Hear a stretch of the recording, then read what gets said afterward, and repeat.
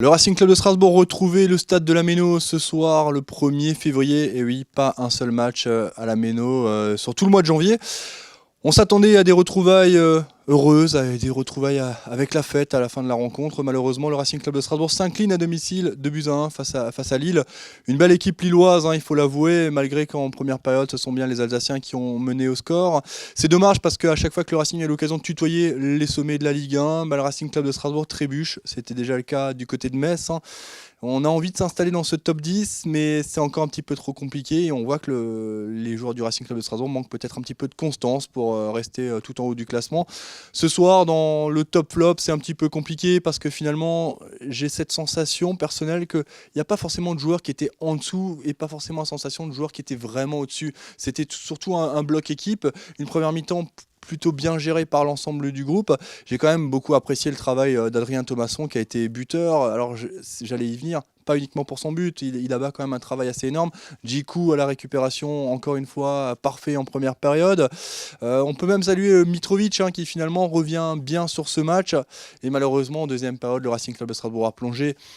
Alors est-ce qu'il a plongé parce que cette équipe lilloise a mis beaucoup plus d'intensité, beaucoup plus de percussion, d'impact physique, parce que vraiment on a vu quand même une belle rencontre, même si en deuxième période le Racing s'est fait bouger.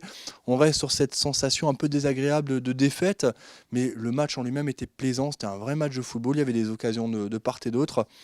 Mais il manque encore cette lucidité aux Strasbourgeois.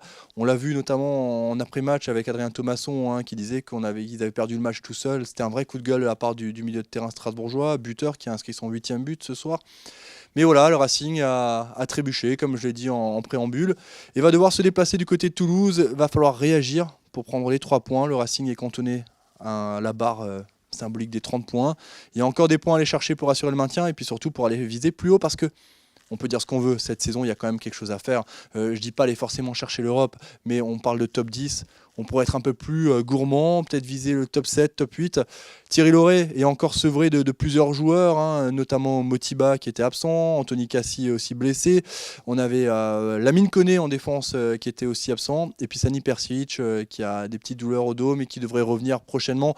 Ça fait beaucoup d'absence pour le coach strasbourgeois qui est en manque de solutions sur le banc de touche.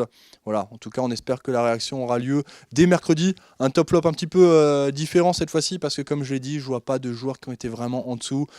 J'aurais pu souligner peut-être un peu le manque de justesse dans les passes d'Ibrahima Sissoko en deuxième période, mais ça serait un petit peu dur parce qu'il a quand même été très bon à la récupération et que surtout, encore une fois, c'était un naufrage collectif en seconde période.